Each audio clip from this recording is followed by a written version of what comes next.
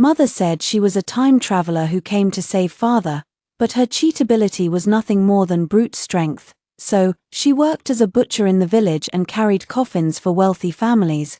With the points she earned from the system, she exchanged them for father's scholarly title.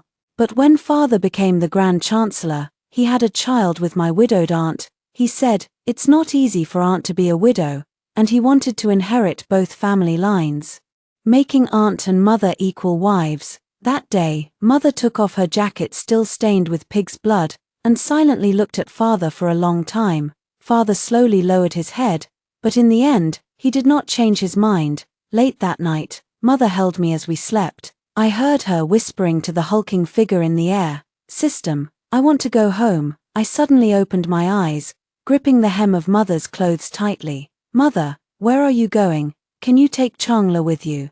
Mother held me tightly in her arms and looked up at the giant figure in the sky. "I'll use all my points to exchange for my daughter to come with me." The giant figure asked her, "If all the points are cleared, the male lead will lose everything he gained. Shouldn't we leave him at least some initial points?" Mother shook her head. "No, he doesn't deserve it." When father brought aunt into the mansion, I was accompanying my mother on our way back from the butcher's shop at the slaughterhouse. My mother had been working alongside a group of burly men, slaughtering pigs and sheep. Then, at Butcher Wu's meat shop, she helped with cutting and selling the meat. It wasn't until evening that she finally took the full tale of silver she had earned and left with me. Butcher Wu saw us out, rubbing his hands together and stealing shy glances at my mother. "Such a capable woman. What lucky man will have the fortune to marry you in the future?" My mother, always straightforward and good-humored, could take a joke. Hearing this, he halted his steps. She looked at Butcher Wu with a serious and dissatisfied expression, saying, "I have a husband. My husband is the best man in this capital city. This is our daughter, can't you see?" As she spoke, she tightened her grip on my hand. I immediately raised my head as well, just like mother. I glared angrily at the man with the fat face and big ears. Butcher Wu flushed red in an instant. I saw you always alone with a child, and thought your husband." Mother ignored him, took my hand, and turned to leave. We walked through the long street market, heading toward the Prime Minister's residence. Mother earned more than usual today, yet she was unhappy and remained silent the whole time. As we passed by the street stalls, a vendor called out to her, "Madam, buy a sachet for your family. It brings peace and safety." Mother didn't believe in such things, but the vendor added, "You can also have words embroidered on the sachet." Mother still paused in her steps. The sachets were sold at a high price, inlaid with jade, costing a full half-tael of silver. But mother gritted her teeth and bought one anyway, having her name embroidered on the spot. As she walked back home, a smile appeared on her face. She smiled with her eyes curved and said to me, "I'll have your father put it on as soon as we get back." Father is now the Grand Chancellor, but he has never taken her to meet outsiders. So, in this entire capital city, no one knew that she, a butcher who slaughtered pigs, was the wife of the Prime Minister. Mother hoped that others would at least know her name. The moonlight in the street market flowed like water. Mother laughed, and I laughed along with her. I was overjoyed, waiting to go home and see father wearing the sachet. Father was exceptionally handsome, tall and dashing. Mother said he looked good in anything he wore, but when we hurried to the outside of the Prime Minister's residence, yet what caught my eye was a golden silk sedan chair, halted just outside the mansion gate. Father, still in his official robes, hurriedly stepped out of the sedan. He then turned back, carefully lifting the sedan curtain. A broad, sturdy hand reached inside, and a slender, pale hand from within gently rested upon his arm. The shy and timid young woman, leaning on his arm, stepped down from the sedan chair. Along with her, a little girl of about 3 years old was also led down. The night was somewhat dim. I watched for a long while before finally recognizing them. That was over a year ago, the aunt who had been driven out of the estate by mother, along with her child. Father supported the aunt with one hand and held the child's hand with the other, leading them into the estate. Mother took my hand and suddenly tightened her grip, squeezing it until it hurt. I let out a low cry, and only then did she snap back to reality, immediately releasing her hold. Even the sachet that cost half a tael of silver in my hand fell to the ground. I tilted my head and saw her face, which had turned somewhat ashen. She stared fixedly at father and aunt. Suddenly, she pulled open the cloth bag slung at her waist. She pulled out the butcher knife she always carried with her whenever she went to the slaughterhouse. Without another word, she charged toward the person about to step through the mansion gate, fierce and imposing.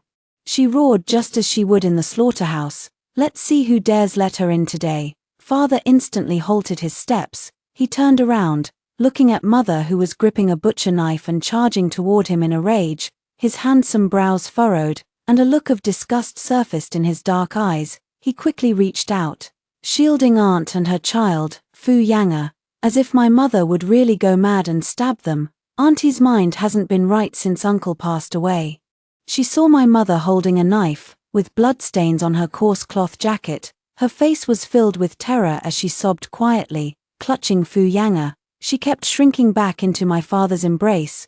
Xianxia clung tightly to my father's waist, crying out urgently, "Father, father, quickly drive this madwoman away." My mother grew even angrier. Her hand holding the knife trembled as she raised it, pointing the blade at her aunt and Xianxia. Get out of here." Xianxia still clung tightly to my father, while her aunt cowered in his arms. Mother then turned the blade toward father. "Reincarnation, make them get out. Either I end things with Chang'e and you right now. When mother gets angry, I get angry too.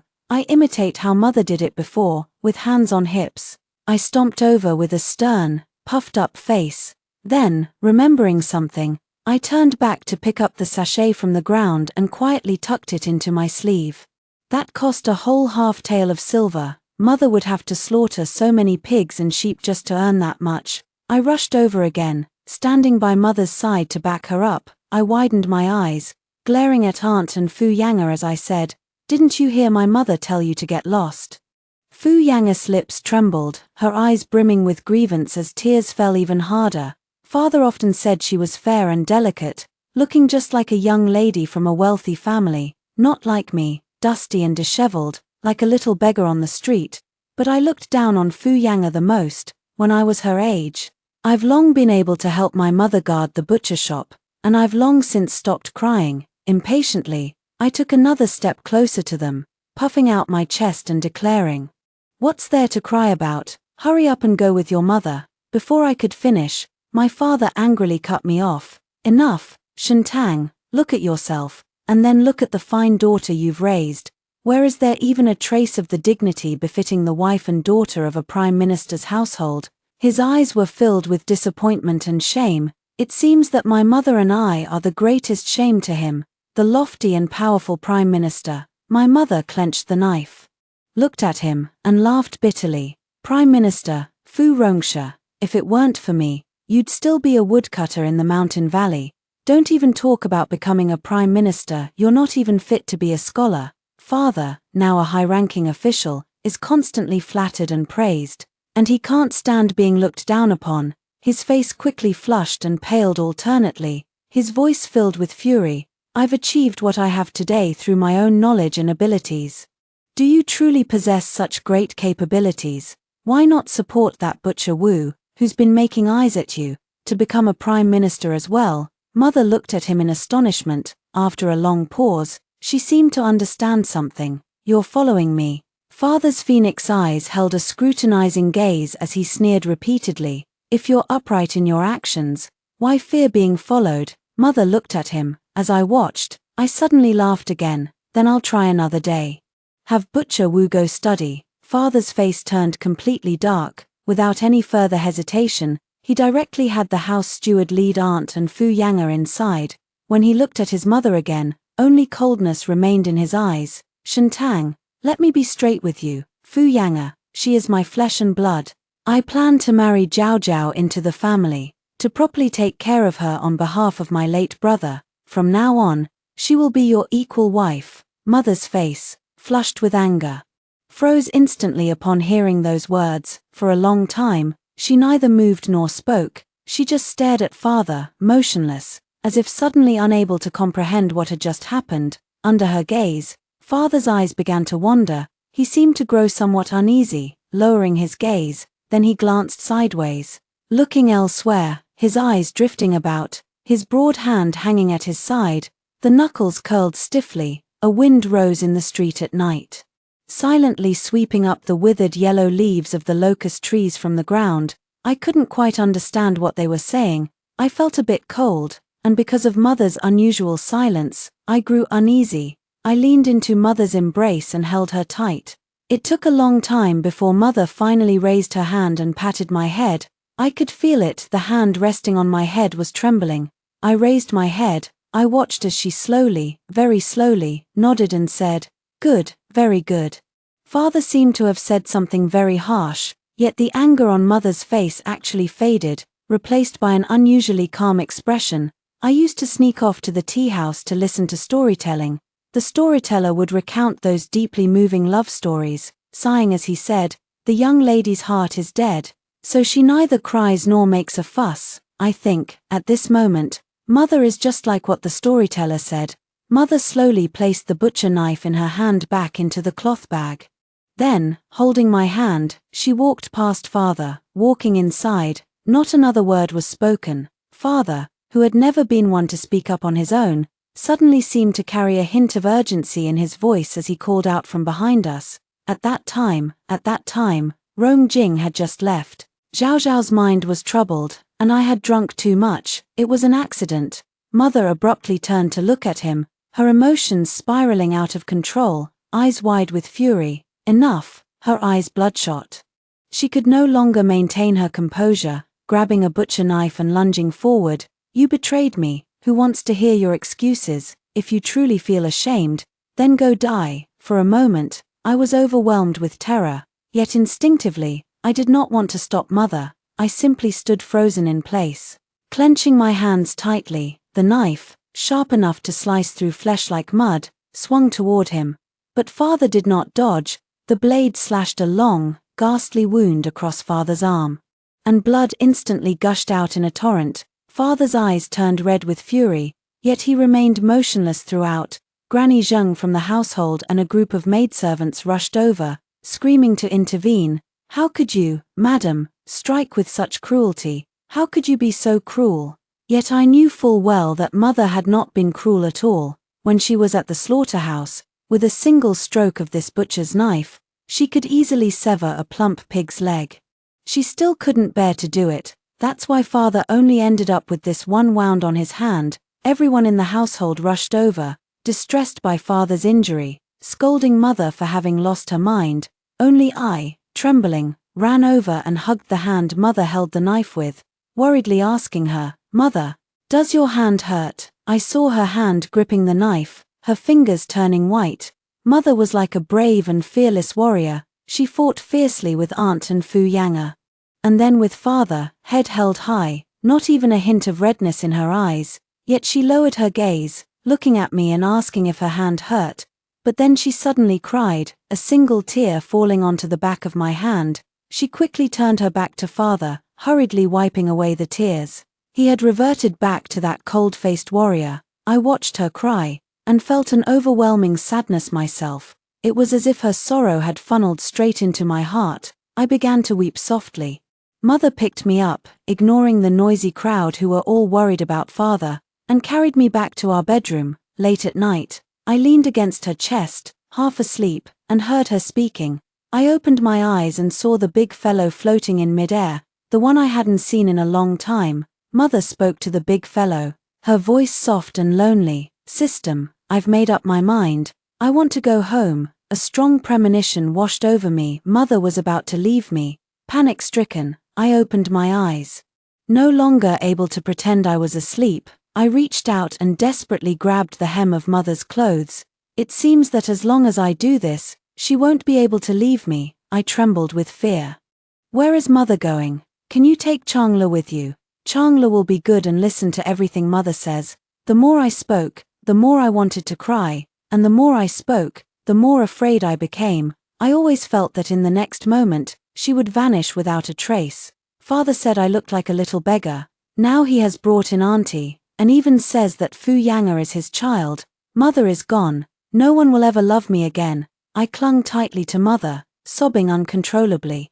Mother gazed out at the night beyond the window. After a long while, she let out a soft sigh. Changle, Mother is going back to another world. There will no longer be father. There will be no Dajwang to play with you. There will be no Prime Minister's residence, nor your favorite 4 happiness meatballs.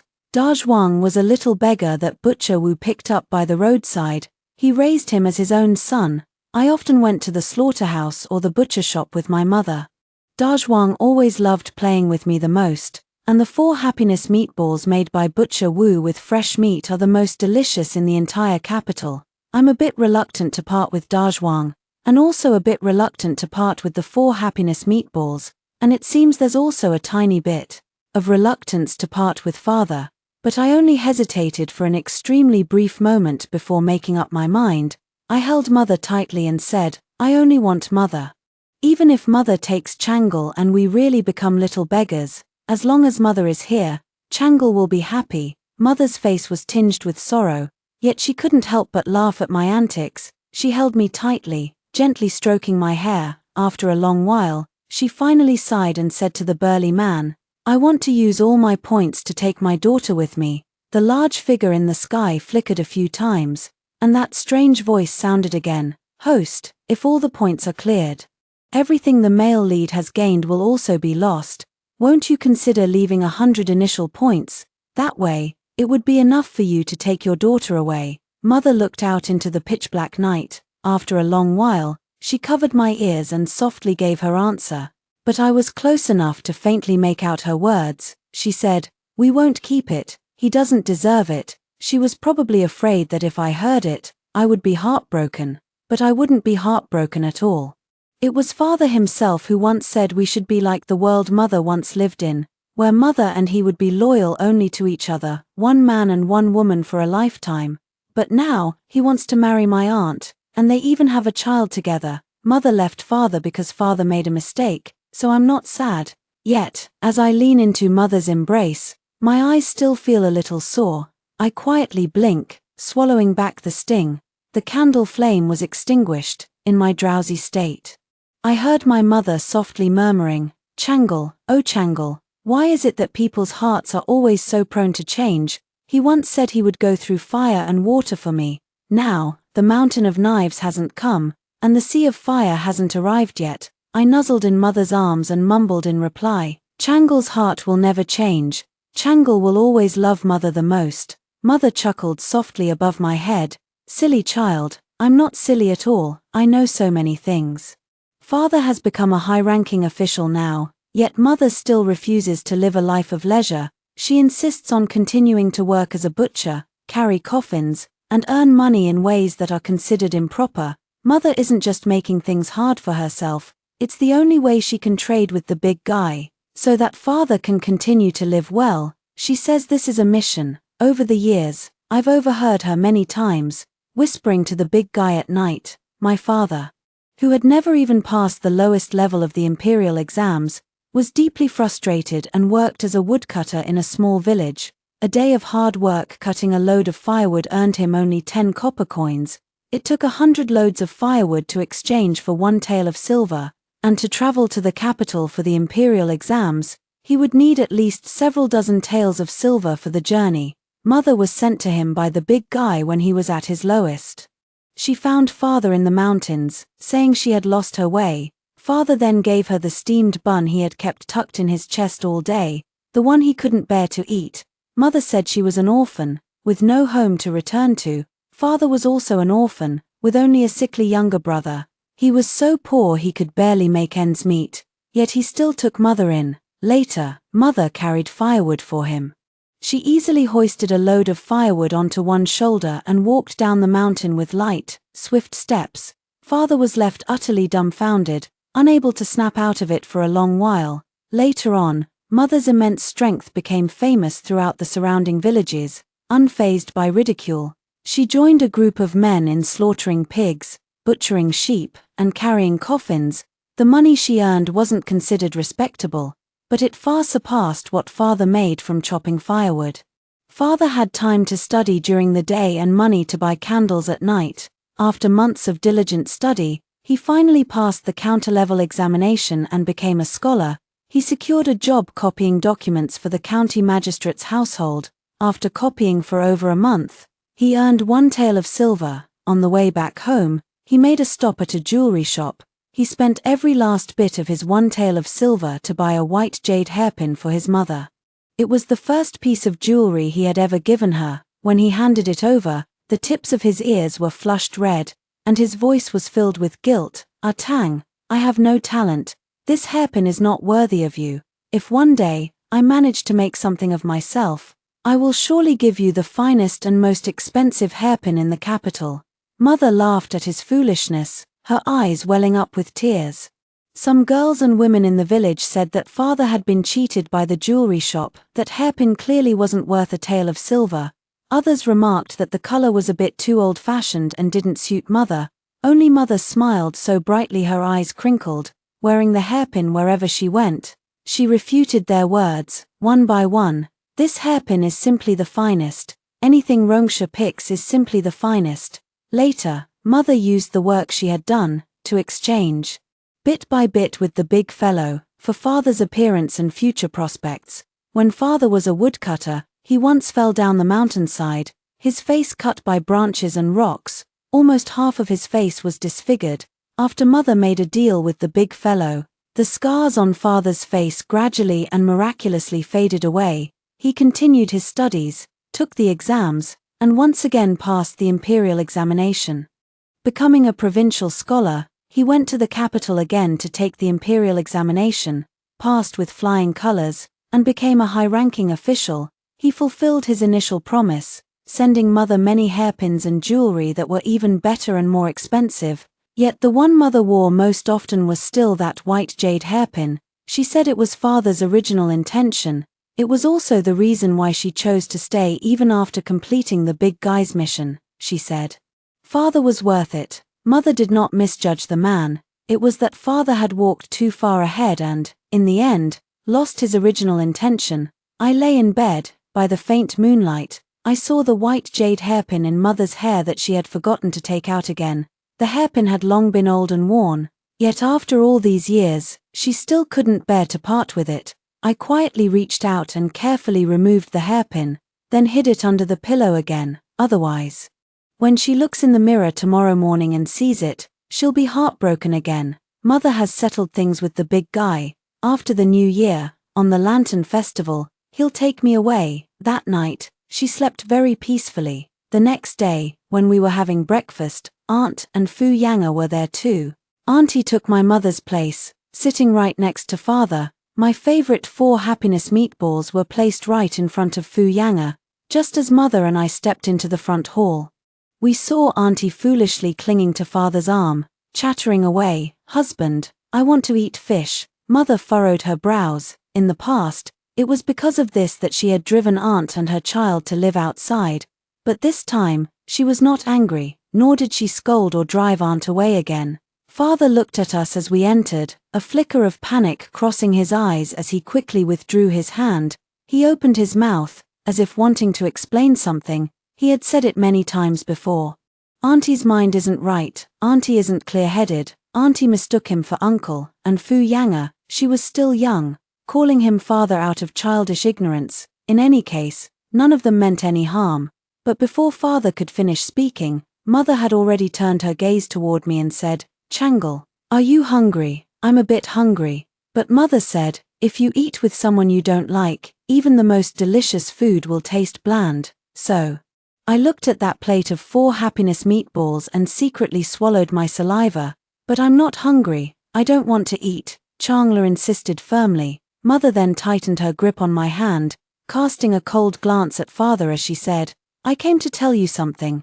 Xianxia and I have packed our things. From now on, we'll be living elsewhere." Father's face instantly turned cold as he threw down his chopsticks and said, "Why must you make such a fuss?" Jiao Jiao and Xianxia were living alone in the house outside. They were harassed by street thugs yesterday. So I brought them over. If you're unhappy about me marrying her, you can just say so outright. No need to be like this. Mother's eyes held nothing but disgust as she impatiently cut off father's words. "Why should I be unhappy? The Grand Chancellor having 3 wives and 4 concubines is only natural. Must Chang-Le and I stay here, just to drink your wedding toast? Father's face flushed red with anger. He could never win an argument with mother. After opening and closing his mouth several times, he finally managed to say, Where would you even go if you moved out? Mother said coldly, the butcher Wu has helped me find a house, so there's no need for you to trouble yourself. She took my hand and turned to leave. Behind us, father's face was left ashen with anger. He sneered repeatedly, Fine. I will marry Jiao Jiao on the Lantern Festival after the New Year. Don't you dare come and cause trouble then. I wanted to say, what a coincidence. The day mother and I were to leave was also the Lantern Festival. But I was afraid mother would be unhappy, so I still didn't speak up, this time. Mother didn't reply to father with a single word. She took me, went back to the bedroom to get our bundles, and strode out of the Prime Minister's residence. Father threw down his bowl and chopsticks and chased after us, catching up just outside the bronze gate. As mother and I descended the steps, he spoke with a mix of awkwardness and urgency. Shen Tang, don't you dare regret this. Are you really going to look for someone else?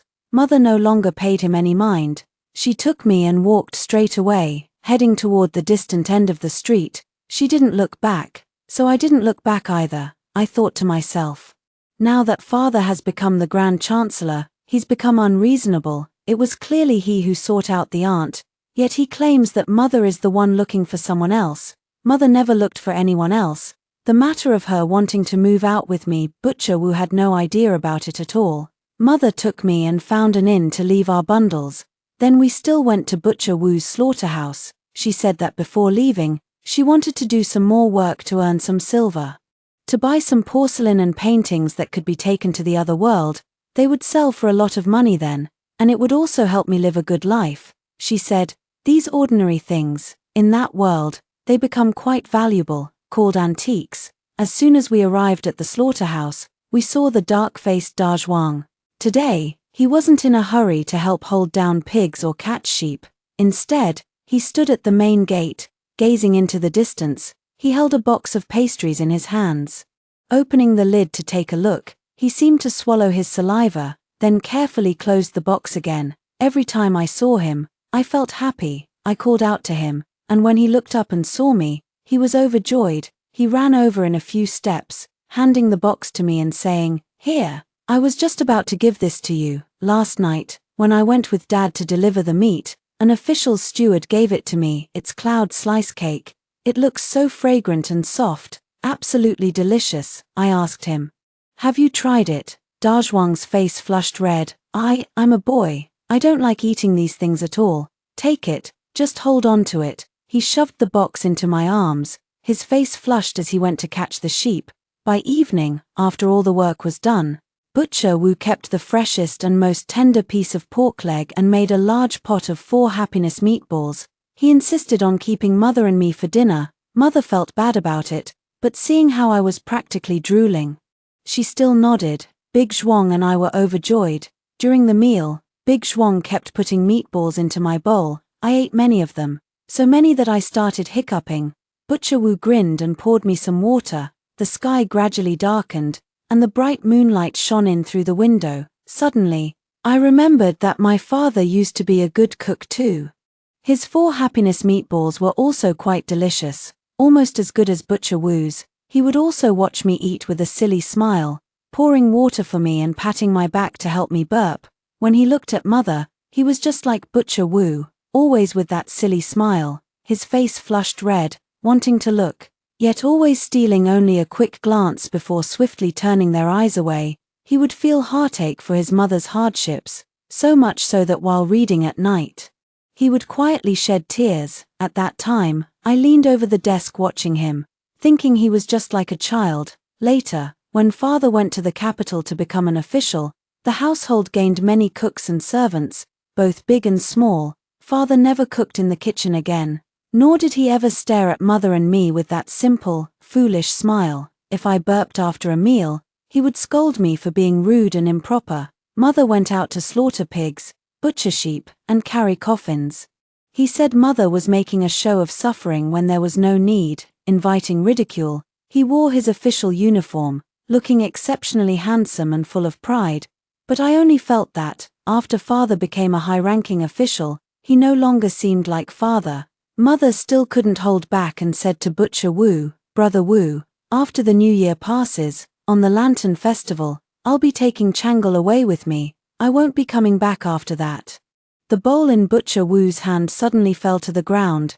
Dazhuang still had half a meatball stuffed in his mouth, and it took him a long moment to snap out of his shock. He reached out and tightly grasped my hand, so anxious that tears even began to fall. I don't want Chang'e to leave. Butcher Wu hung his head, his eyes red, and for a long time, he couldn't utter a word. When Mother and I were about to leave, he suddenly stood up, rummaged under the cabinet, pulled out a money pouch, and stuffed it into my mother's hands. There are over 30 taels of silver in here, along with some copper coins. You, take it, use it if you run into any difficulties. His face flushed red, filled with sorrow yet at a loss for what to do. Not much, no need to pay it back. This must be all he had. He didn't even keep a single copper coin for himself. Mother's eyes reddened. I can't take this, Brother Wu, I'm not short on money. Butcher Wu grew flustered and anxious in the moment. He reached out directly and grabbed my mother's wrist, forcing the money pouch into her hand.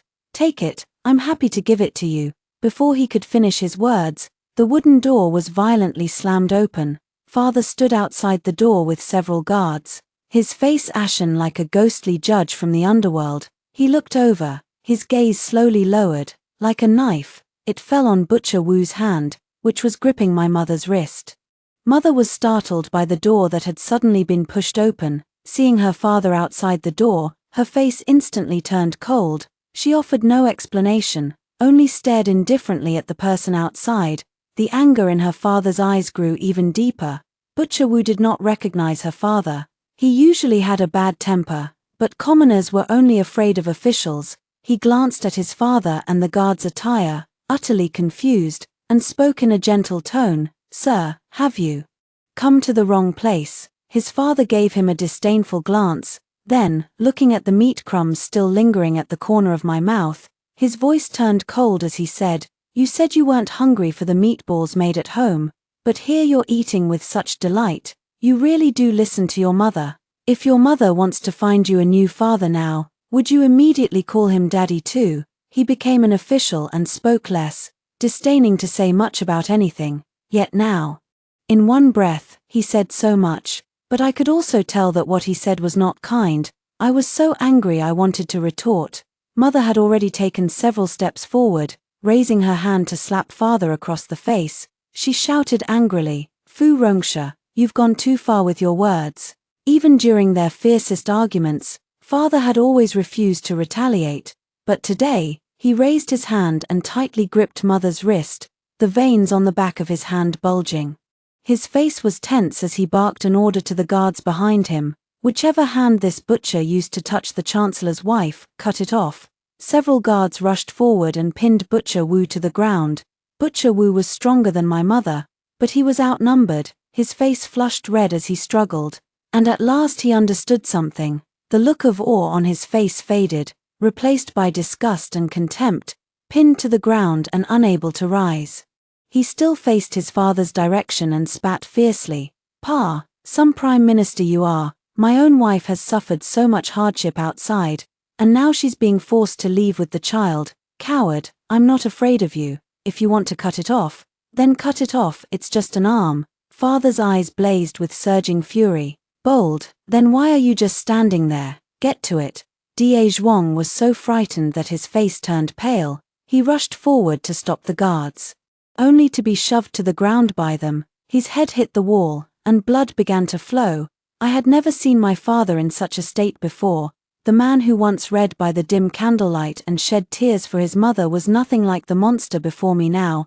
I lunged forward, desperately clinging to the arm of the guard who was about to swing his sword down. I rushed to speak. It seemed I wanted to curse, yet it also felt as though I wanted to beg, but I couldn't utter a single word.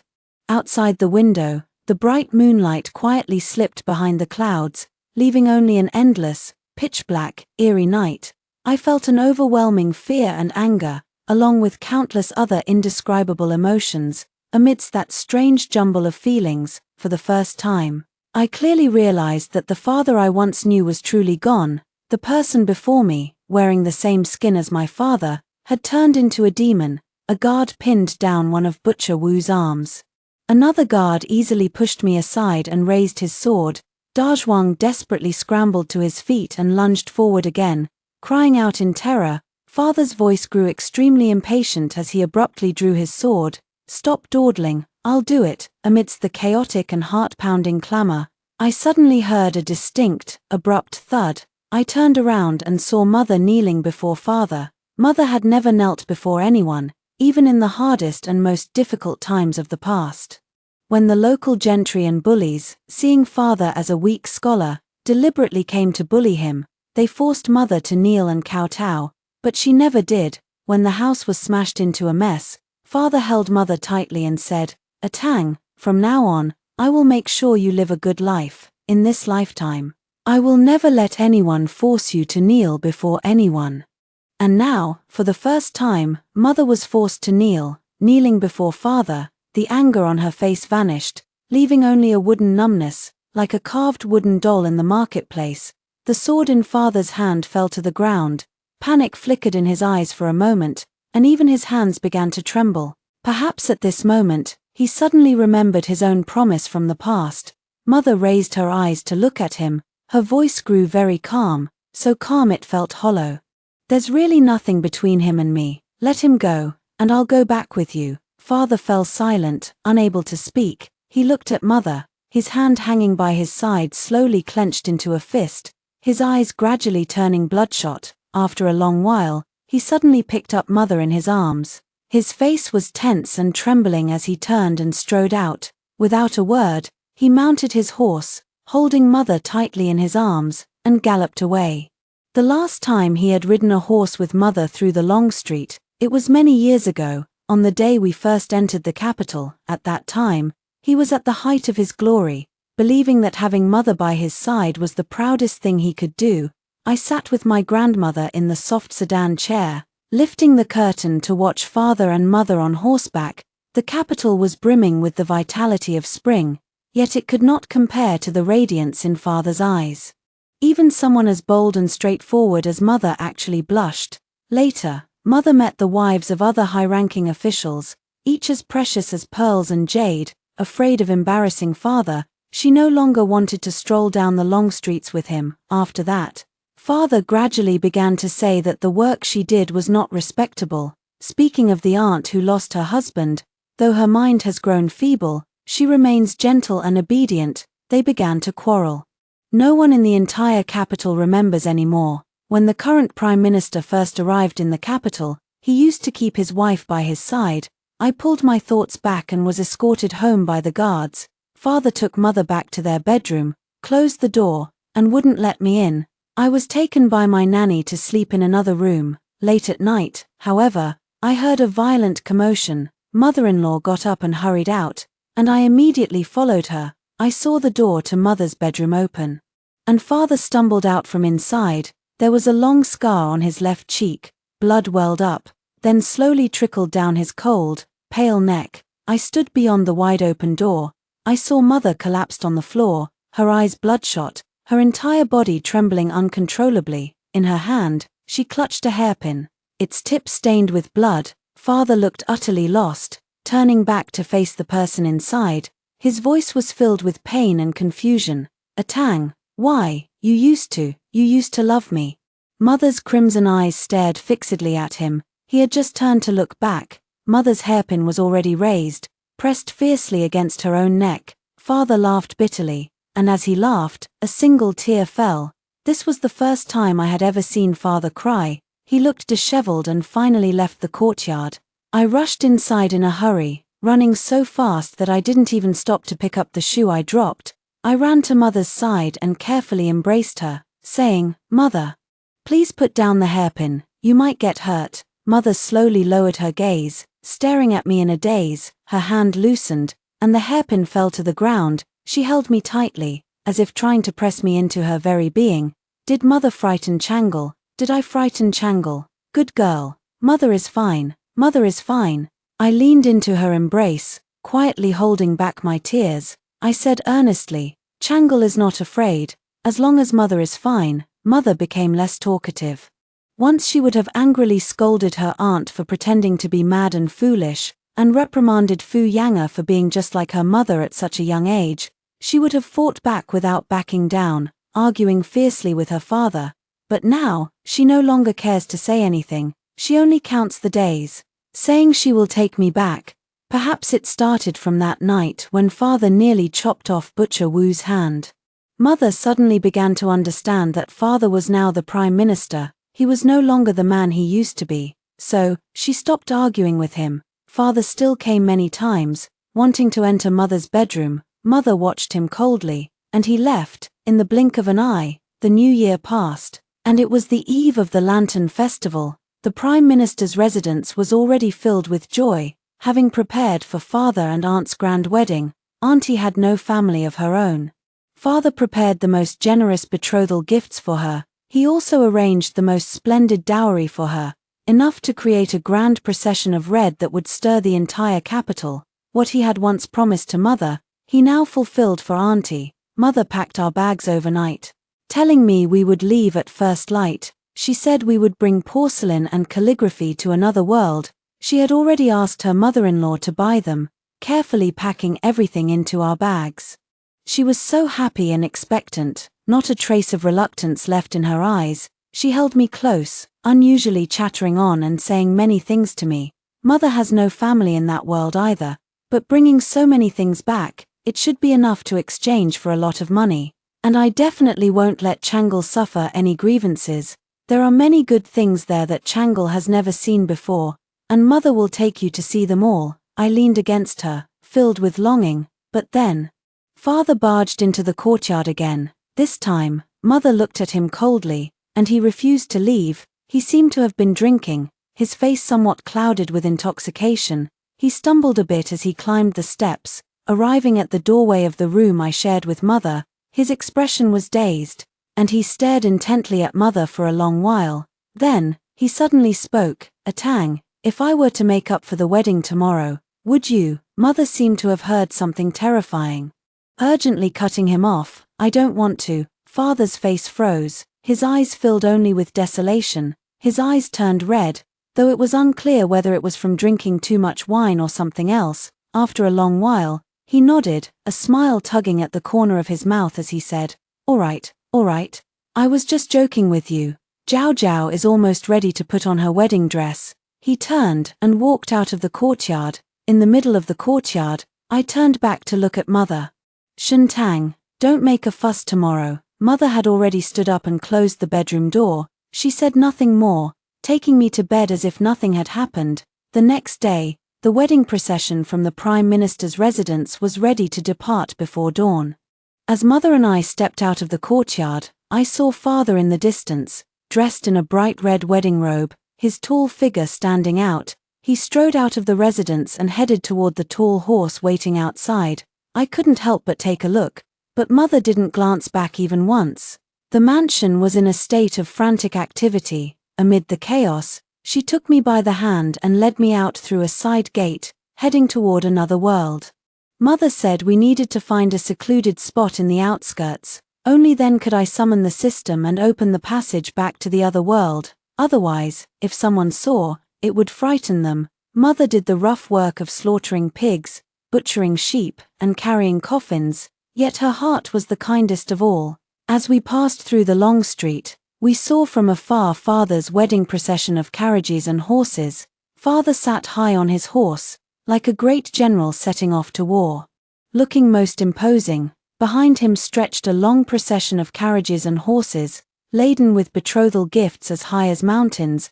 The entire capital was stirred, with streets emptied as people flocked to see. Every street and alley was crowded with onlookers. Envious voices filled the air, all saying the Prime Minister's new wife was blessed with the greatest fortune. A crowd surged past us, nearly knocking me over. Mother immediately reached out to shield me. The grand red carriage and horses were about to vanish at the far end of the long street. This time, mother followed the direction of the crowd and glanced over there from afar, but after just one look, she withdrew her gaze. I thought it must be the strong winter wind, the wind must have blown into mother's eyes. For it seemed as if they reddened for a moment. I recall many years ago, at night, my mother held me in her arms and spoke with my father about their simple wedding. Life was hard back then. And they were both orphans without parents. There was almost no betrothal gift, no dowry. Father killed the only chicken in the house. Mother, having just finished her work at the slaughterhouse, gritted her teeth and bought a piece of meat. They invited the neighbors over for a meal, and that was considered their wedding, that night. When mother spoke of those times, father's eyes reddened with guilt and he said, "Ah Tang, one day I will surely make up for you with a grand wedding. It must be a procession of 10 miles of red dowry, with the streets emptied by the crowds." Father made many promises. He was a man of great learning, with the best memory, yet it seems I have forgotten only the words I said to mother. The carriage swiftly disappeared at the end of the long street. Mother held my hand tightly as we continued on our way to the outskirts. Along the way, we stopped to see Butcher Wu and Da Zhuang. Mother used all the newly accumulated points to exchange for 2-piece talismans. She gave them to Butcher Wu and Da Zhuang. She said the peace talismans couldn't bring them immense wealth, but as long as they kept them, they would never suffer from serious illnesses or disasters. When we left, Butcher Wu's shoulders were trembling. Such a rugged man was nearly brought to tears. But Da Zhuang had stopped crying. He looked at me earnestly and said, "No matter how far you go, Father and I will definitely find you. I want to say, our Niang and I are going to another world. No matter what, they won't be able to find us anymore." But I still couldn't bear to say more, afraid of hurting his heart even further. After thinking for a moment, I took off the hair tie from my head and handed it to him, saying, "This is for you. Didn't you always stare at it, saying you wanted to use it to weave grasshoppers?" The hair tie was given to me by my father, back then. When Da Zhuang asked for it, I beat him up several times. But now, that doesn't matter anymore. I went to the outskirts with mother. Mother summoned the big guy and said everything was ready. It was as if a tear had been ripped open in the sky, and I saw a blinding light. Mother held me tight, reaching out toward the direction from which the light surged. In that light, an invisible hand seemed to grow as well. It pulled at mother, pulled at me, pulling us toward that torn opening. I began to see. It seemed, the other world mother had spoken of, but before my mother and I could be swallowed by the light, from not far away in the woods, the heavy, urgent sound of horse hooves suddenly rang out. In almost the blink of an eye, the tall steed was already right before us. My father, dressed in a bright red wedding robe, his eyes wide with fury, dismounted in a flash and rushed toward my mother and me. His eyes were filled with unbearable terror, his voice as if torn apart. "Ah Tang, don't go. Don't go." Mother's face instantly darkened. In the past, her eyes had been full of love for father, and now, it was as if she had encountered the most terrifying of beasts. She frantically pulled me toward the torn opening, her voice trembling with urgency. "System, hurry, close the passage." But just before the blinding light was about to fade away, father had already lunged forward like a madman, gripping one of my wrists with a deathly hold. Mother couldn't bear to let go of me. She had promised to take me with her. The terror in father's eyes gradually shifted into a reckless, unhinged madness. "If you have the heart to, then go ahead and abandon Changle. I'm telling you, I will definitely not treat her well. I will drive her out, leave her to wander the streets, and give all the kindness to Jiao Jiao and Fu Yang'er." I thought, at this moment, father should repent, should apologize. Even so, mother would definitely not soften her heart again. But father probably understood as well. Mother hadn't smiled for many days, nor had she spoken to him for many days. There wasn't a trace of concern left in the way she looked at him. Father knew she no longer loved him, so he used me to threaten mother, trying to force her to stay. Just like that night when he said he would cut off Butcher Wu's hand, mother knelt down and obediently followed him back. I saw father's nearly distorted, determined gaze. He was convinced that I, more than Butcher Wu, would make mother unable to bear leaving. I found him terrifying, and I didn't want mother to stay. I used all my strength to slowly pull my hand out of mother's grasp. Mother looked at me with terror in her eyes. "Changle, don't let go. Mother will take you away. I promised you."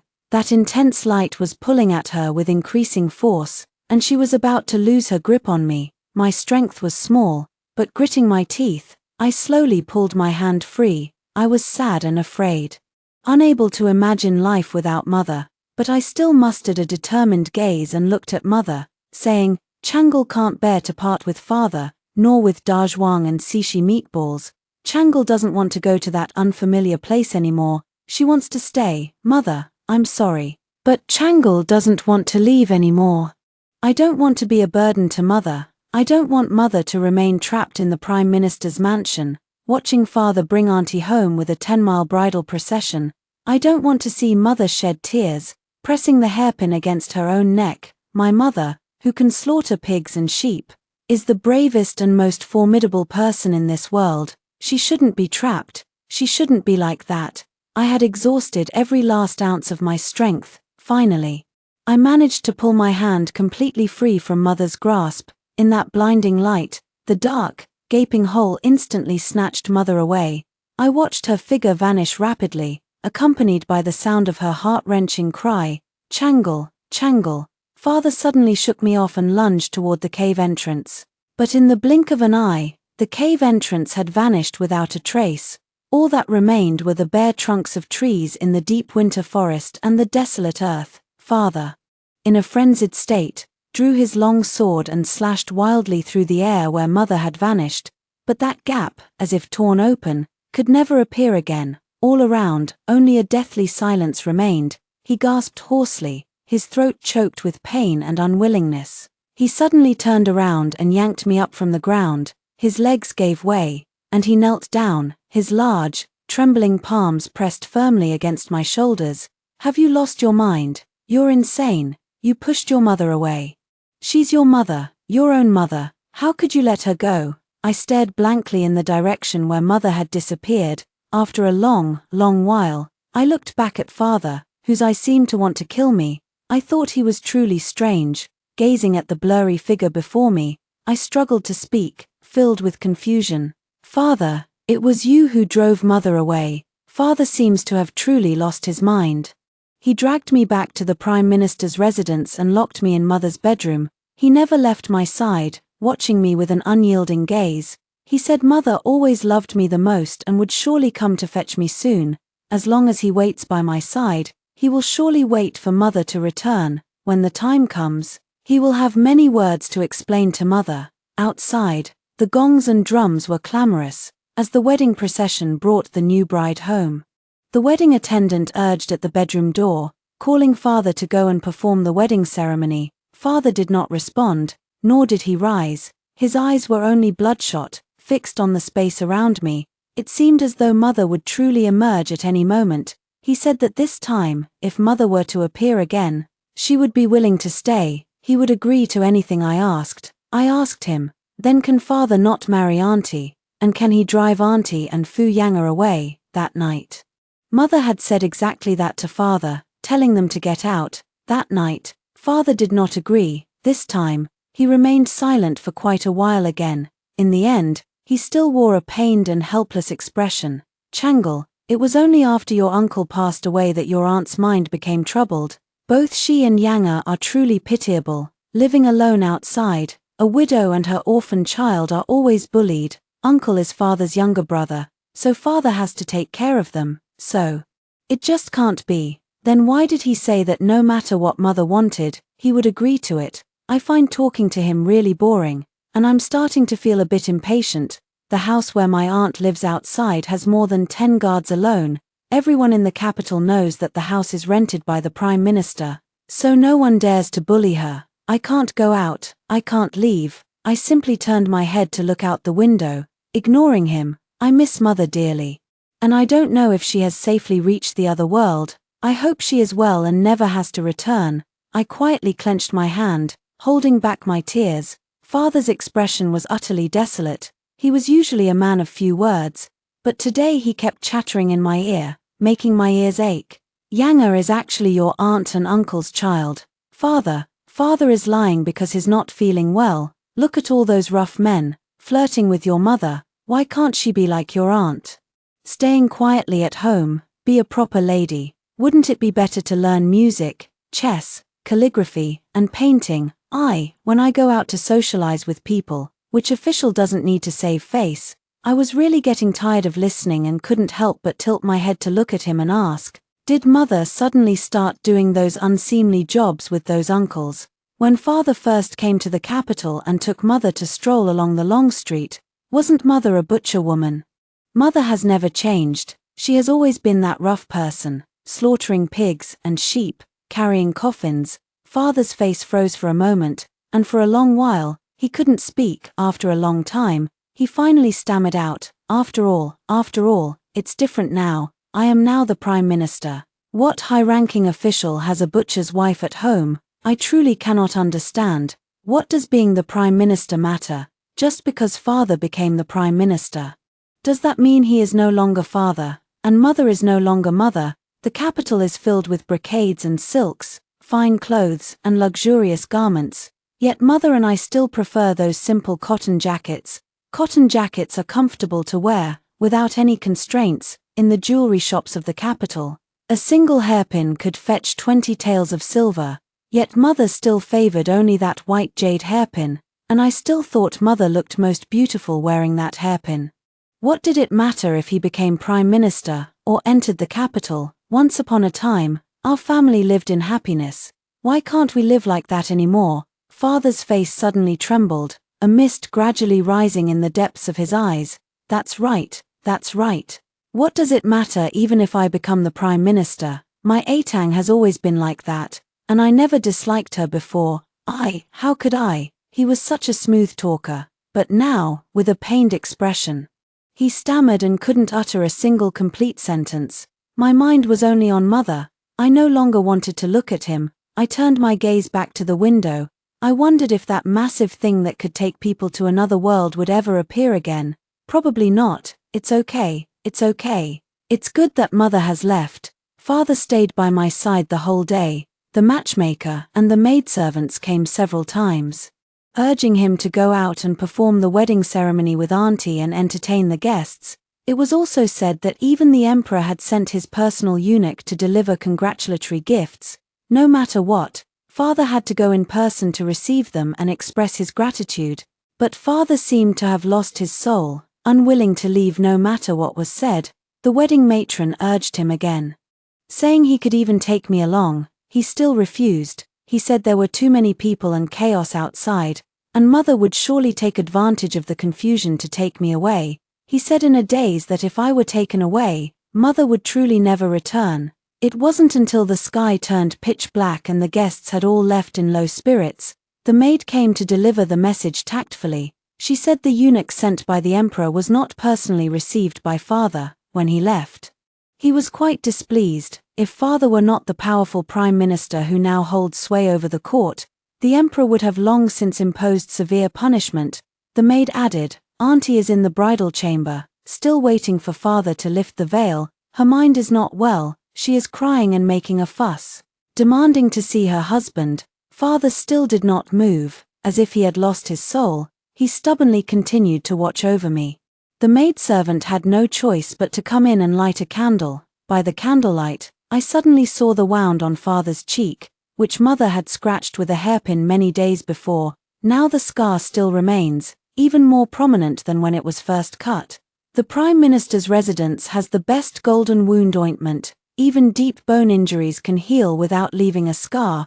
Father has been applying the medicine daily, yet there seems to be no sign of improvement at all.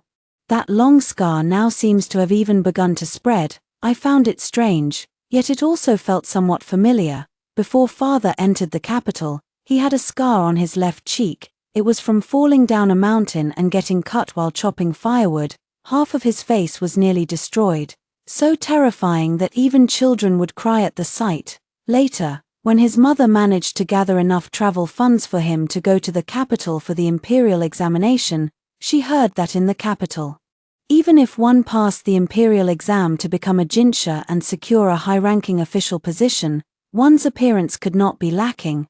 She worried that his father's face might hinder his future prospects, so she used a great deal of points to exchange with the big fellow for the restoration of his father's appearance. And now, I look at the long scar on father's face. Suddenly, I feel it doesn't look like it was scratched by mother with a hairpin. Instead, it seems more like the scar that once covered half of father's face is slowly resurfacing. Suddenly, I recall what the big guy said that night. If all the points are cleared, everything the male lead has gained will also be lost. Outside the door, the maid hurried over again, her voice urgent and panicked. She said that the aunt, unable to wait for father to come over, had started crying and making a scene uncontrollably. She also said that father was missing, and she was dragging Xianxia, threatening to crash into the wall to end her life. Father dismissed the maid, saying he would not go over, but after the maid left, he still couldn't sit still. As midnight approached, he suddenly picked me up and hurried out. He was afraid that auntie, in her confused state, might actually take her own life. So he rushed over with me in a hurry. Stepping into the courtyard, I had just reached the doorway, when suddenly, I heard the violent sound of cups and saucers shattering inside. My aunt's voice was filled with uncontrollable rage, completely devoid of her usual foolishness. A bunch of useless fools.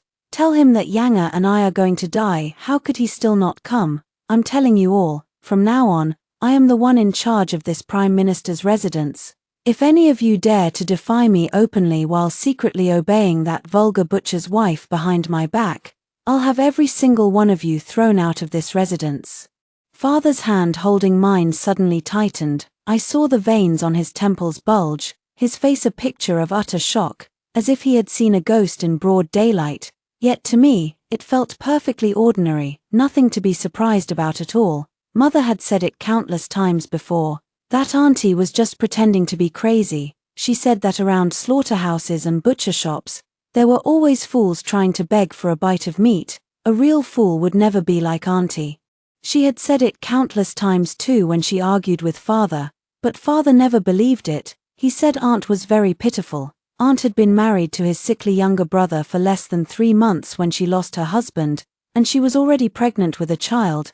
They say it was the overwhelming grief that drove my aunt mad. He claimed that my mother, spending her days slaughtering pigs and sheep, had grown cold and callous, incapable of pity, and now, the very aunt he described as pitiful, was just on the other side of the door, arrogantly berating all the servants in the mansion.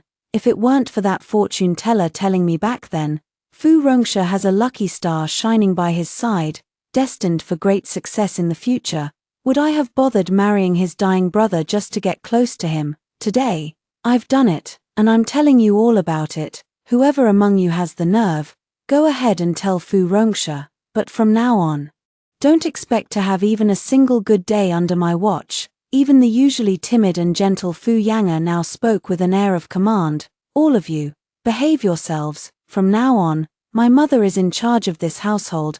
Hurry up and find a way to summon Wuxia, before her shrill voice could fade away. Father's face had already turned terrifyingly dark, and he abruptly kicked the door open. Outside the door and in the courtyard, there were plenty of maids and guards.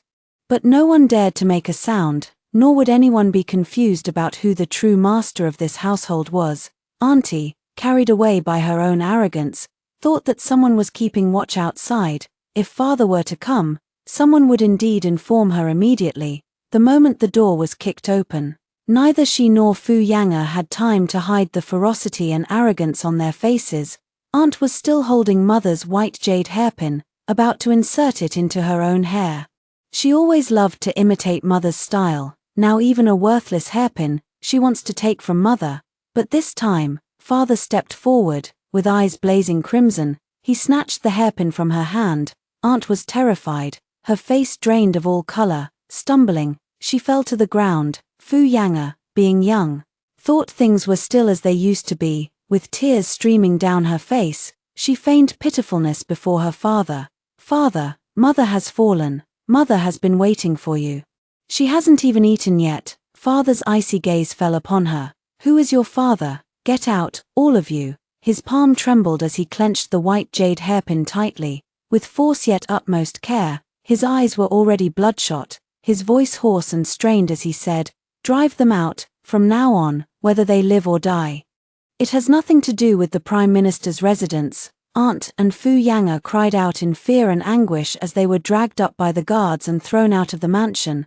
Auntie was still shouting in unwillingness. We are already married, Fu Rongxia, we are married, I am already the Prime Minister's wife. You cannot drive me away, father sneered. When did you and I ever bow in marriage? Auntie suddenly snapped back to reality. Remembering that father had yet to perform the wedding ceremony with her, her face twisted with despair as she was dragged away, laughing hysterically. What does it matter if you drive me away? What does it matter if you drive me away? I've heard it all. That butcher woman is gone, never to return, Fu Rongxia. It was you who believed everything I said, you who drove her away yourself. Ha ha ha, this time, she seemed to have truly gone mad. Dragged out of the Prime Minister's residence by the guards, she was still screaming shrilly, until the guards raised their hands and knocked her and Fu Yang'er unconscious. Then they threw them into the beggar's den outside the city. Father sat on the ground, his face deathly pale, staring blankly at the white jade hairpin in his palm. After a long while, he murmured in a daze, Yes, yes, it was I who didn't believe you. It was I who drove you away. Ah Tang, I drove them away. I was wrong. I truly know I was wrong. Will you come back? Mother is gone. Aunt and Fu Yang'er have also been driven away. Father drinks heavily every day, staying shut in his room, staring at me. He began to drift off more and more often, saying my eyes and brows resembled mother's. Gradually, when drunk, he would stare at me blankly and call out, Ah Tang, Ah Tang. I would frown and correct him. I am not my mother. I am Changle. He seemed not to hear my words, his eyes reddening again, brimming with intense sorrow and helplessness. I'm sorry. I have failed you. I made so many promises to you. I said I would love and trust you forever. Even Changle knows that even though I've become the Prime Minister, I'm still your father, still your husband. How could I have forgotten? I'm sorry. I'm so sorry. As he spoke, tears fell once more under the candlelight. Once, he shed tears by the candlelit table, saying he felt he had let his mother down. I felt sad along with him, and was also somewhat moved. Mother would also embrace him with reddened eyes and say, Rongxia, everything is fine as it is now, I am very content. But now, I only find his tears truly ugly. He failed my mother, he wronged my mother, and because of him, I no longer have a mother either. What use is it? No matter how many tears he sheds, I turned my head away, never wanting to look at him again, nor ever wanting to speak to him, in the vast Prime Minister's residence. It was once always bustling with activity, now, only lifeless silence remains. Father has even missed court sessions several times, and the Emperor has begun to harbor growing resentment toward him. The Emperor heard it mentioned again, on the day of my father's grand wedding. The Empress Dowager's personal maid also sent generous gifts. The Emperor was once a puppet ruler in the hands of the Empress Dowager. Now, having finally broken free from her grasp, he began to stand on his own. He was a good emperor, appointing people based on merit and treating others with generosity. Yet, due to his experiences in his youth, he was extremely suspicious. He was particularly wary of the Empress Dowager's faction. The Emperor began to suspect my father, creating a rift between them. The father who was once the most astute, yet he remained absent-minded all day, never clearing his own name, even more so, half a month later in the Imperial court. Regarding the invasion by the northern barbarians, he advised His Majesty to send the brave and skilled General Wei to face the enemy. A single sentence, like a lit firebrand tossed into a haystack, it completely ignited the Emperor's suspicion toward him. General Wei is the Empress Dowager's own nephew. After the Emperor took sole control, he has been trying to reduce the military power in his hands. After that, the Emperor never summoned father to the palace again, in the court. He also almost never inquired about father's opinions anymore. Father's real authority and duties were gradually transferred by the Emperor to other officials. I had no interest in these matters. I always miss mother, lying awake through the long nights. In my dreams, I see that massive figure. Mother's face emerges from within it, reaching out to take me home. All the grievances and unease I've carried for days pour out in an instant. Crying until choked with sobs, I reached out to grasp her hand.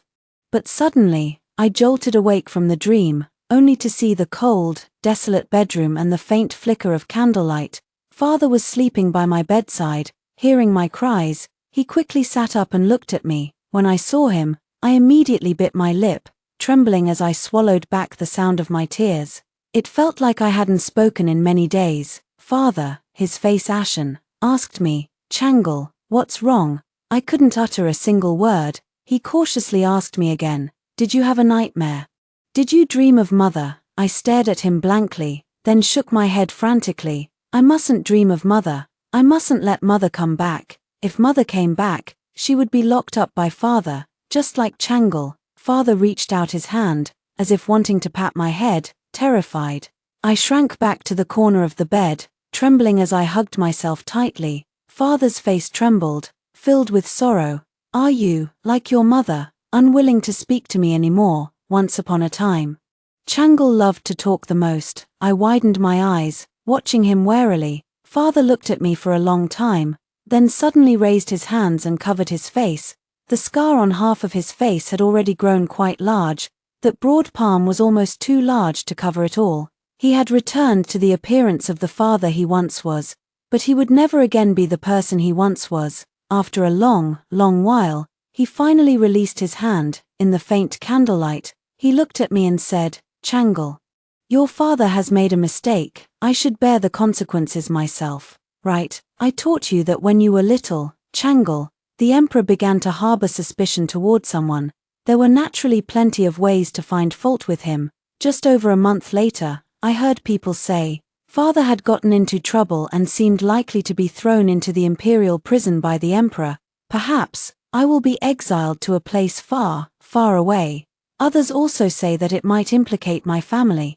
And I could end up in prison too. Father's face grew increasingly haggard, even his eye sockets began to sink. The scar on half of his face had already become too frightening to look at directly. That afternoon, father suddenly told me he would take me out to the countryside. I still didn't speak, obediently letting him lift me onto the horse. The further we went, the more familiar the road looked, until he brought me to the place where mother had disappeared. He set me down and said to me, "Daddy has some business to attend to. Xianxia, wait here for Daddy." Okay. I only wanted to go find mother and had no intention of waiting for him, but I could no longer speak. Father crouched down in front of me, reaching out to gently pat my head. Then, one by one, he carefully and meticulously fastened the buttons on my jacket. After a long while, he finally spoke softly again. "It's okay if we don't wait. That light, it comes here every day. Father sees it every time he comes. Mother has been waiting for Changle all along." I was left speechless. Father held me tightly, his tears falling onto my neck. Feeling somewhat scalding, he said, "I'm sorry." He released me, mounted his horse, and rode away. Where mother had vanished, that light truly began to flicker. Slowly, it stretched into a long line, becoming a tear that split open.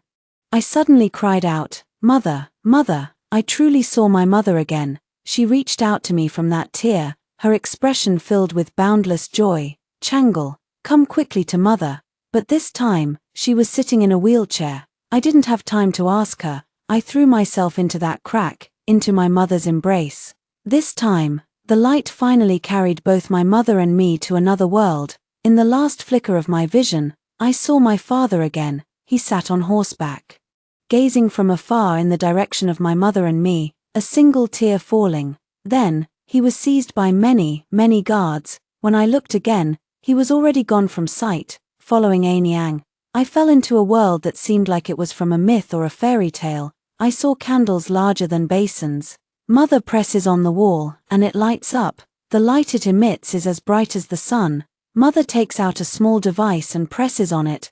Later, someone comes knocking at the door, delivering a great many foods, a wide variety. The taste even better than what Butcher Wu makes. I asked mother, "Mother, are you a fairy from heaven?" Mother hugged me and laughed, laughing so hard she couldn't straighten up. She sat in a wheelchair, unable to stand up anymore, mother said.